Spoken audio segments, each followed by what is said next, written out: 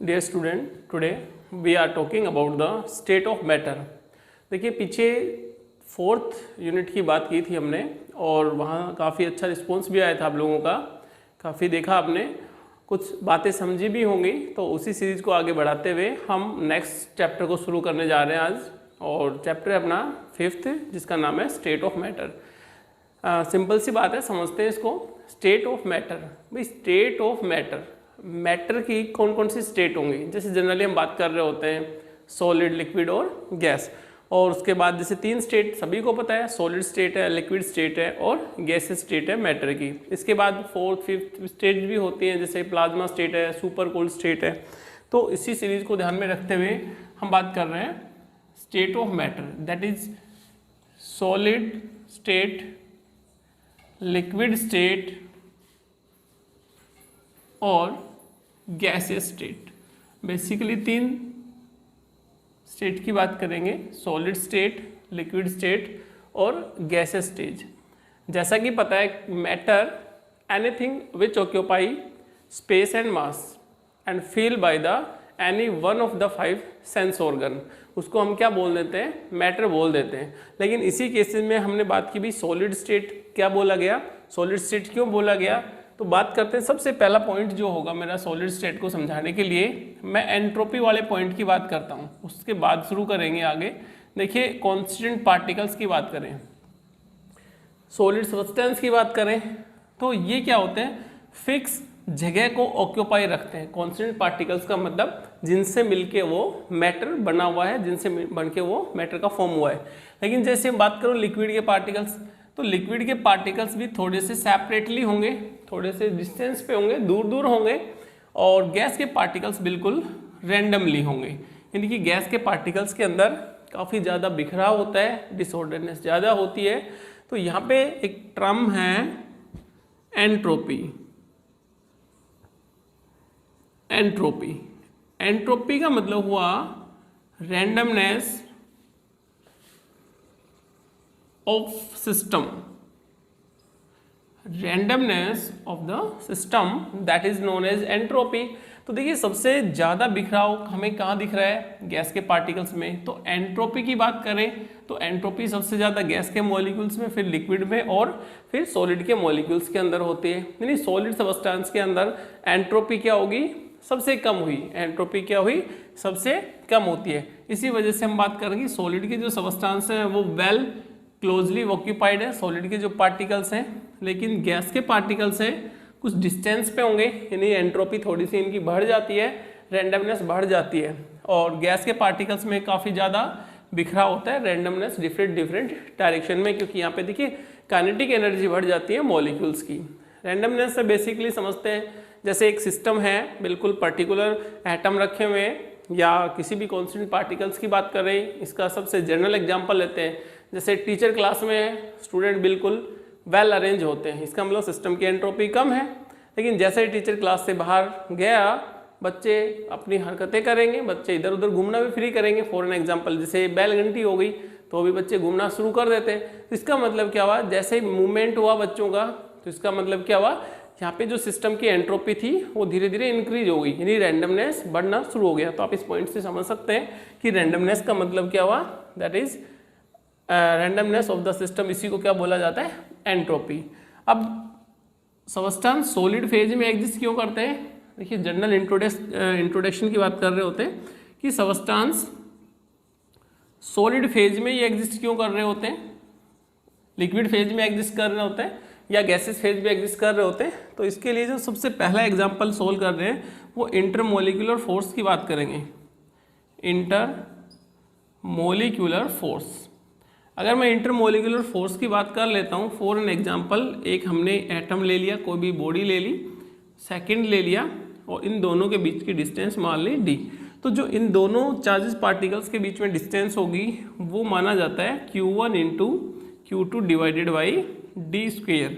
मतलब जिसके बीच में इंटरमोलिकुलर फोर्स ऑफ इंटरेक्शन ज़्यादा होगा, ऐसे पार्टिकल्स जिसके बीच में इंटरमोलिकुलर फोर्स ऑफ इंटरेक्शन ज़्यादा होगा, तो वो क्या होगा अपने पास, वो सॉलिड फेज में एग्जिस्ट होने की कोशिश करेगा।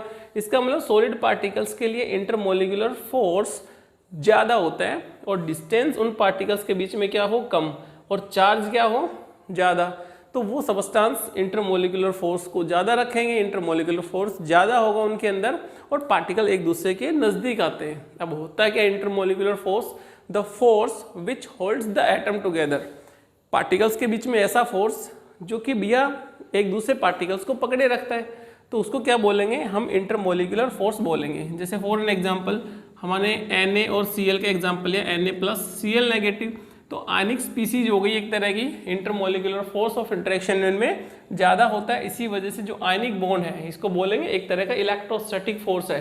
तो इलेक्ट्रोस्टैटिक फोर्स ऑफ अट्रैक्शन की वजह से पार्टिकल्स एक दूसरे के नज़दीक होंगे और ये जो फोर्स है इलेक्ट्रोस्टैटिक फोर्स काफ़ी स्ट्रॉन्ग होता है बजाय किसके, कोवेलेंट के, बजाय किसके, हाइड्रोजन के। और वॉन डेर वाल इंटरेक्शन तो सबसे लास्ट में आता है, इनकी बात भी करेंगे।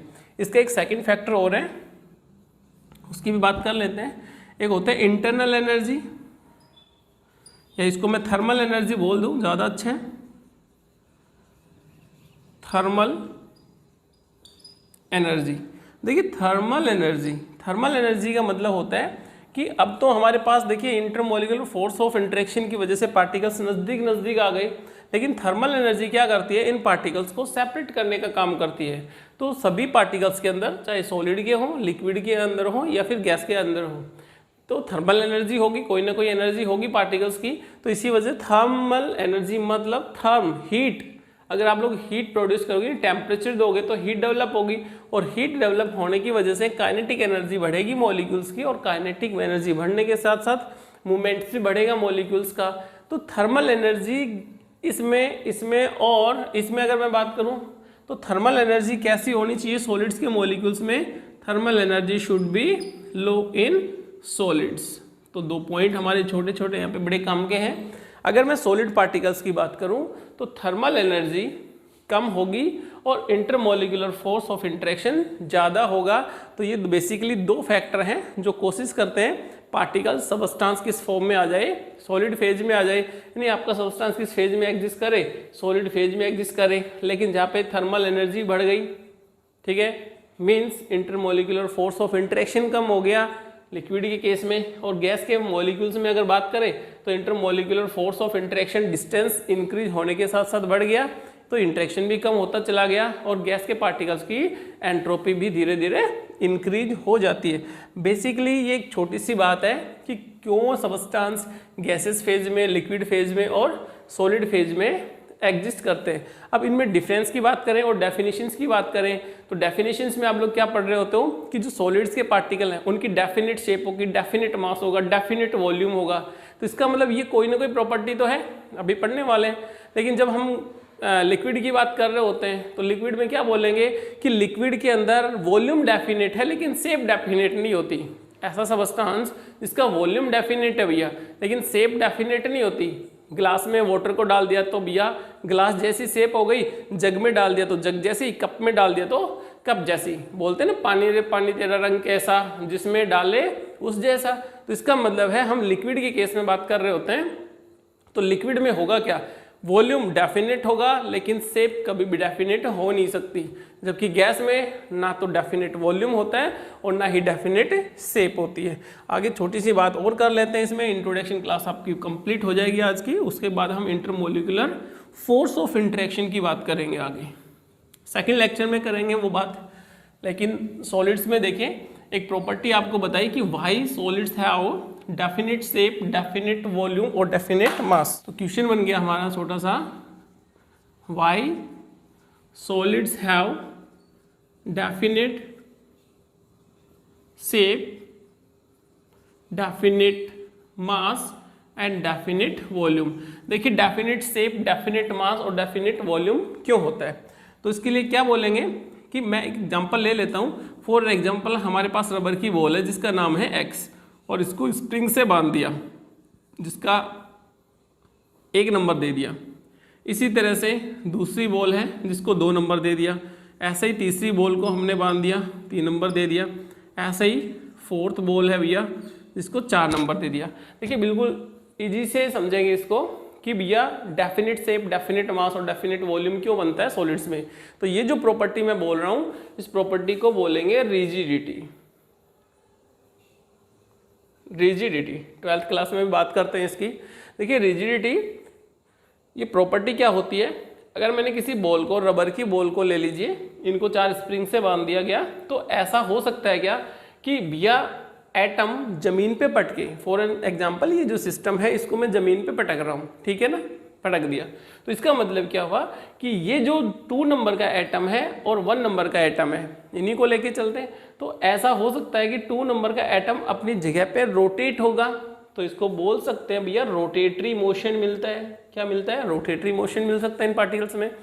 एक दूसरे में क्या होगा? वाइब्रेशन भी होगा। भाई पार्टिकल्स क्या होंगे? स्ट्रेच भी होंगे, साथ साथ वाइब्रेशन भी तो करेंगे, तो इसका मतलब वाइब्रेटरी मोशन भी मिलेगा। क्या कभी ऐसा हो सकता है कि बॉल नंबर 1 2 की जगह पे और 2 नंबर बॉल 1 नंबर की जगह पे, या बाकी बॉल्स की बात कर लें कि 3 4 की जगह पे और 4 3 की जगह पे, ऐसा कभी हो सकता है? नहीं हो सकता। तो इसका मतलब translatory motion, translatory motion solids के अंदर एब्सेंट होता है। तो आप लोग ध्यान रखेंगे, देखिए कोई भी सॉलिड पार्टिकल है उसके अंदर ट्रांसलेटरी मोशन नहीं होता, वेयर एज रोटेटरी मोशन होगा और वाइब्रेटरी मोशन होगा। इसी वजह से कॉन्स्टिट्यूएंट पार्टिकल्स, सॉलिड के पार्टिकल्स फिक्स जगह को ऑक्यूपाई रखते हैं, फिक्स जगह को ऑक्यूपाई रखेंगे, वेल क्लोजली पैक होंगे। इसी वजह से definite shape, definite mass and definite volume आता है। और ये जो प्रॉपर्टी होती है इसको क्या बोला जाता है? रिजिडिटी बोला जाता है। तो ये हमारे पास एक बेसिक जनरल सा इंट्रोडक्शन था। आई होप यहाँ तक की बात समझ में आई होगी। और सेकंड लेक्चर में जब हम बात करेंगे तो इंटरमोलिकुलर फोर्स, यानी कि जो टाइप ऑफ इंटरमोलिकुलर फोर्स है वहाँ पे हम बात करेंगे कि टाइप ऑफ इंटरमोलिकुलर फोर्स कितनी टाइप का होता है, कहाँ पे क्या होगा, यानी आयनिक इंटरेक्शन के साथ क्या होगा, पोलर के साथ क्या होगा, या फिर नॉन पोलर के साथ आपस में इंटरेक्शन क्या होगा, तो उनको हम क्या बोलेंगे? अपना इंटरमोलिकुलर फोर्स ऑफ इंटरेक्शन की टाइप देखेंगे बेसिकली। ठीक है, थैंक यू आज के लिए।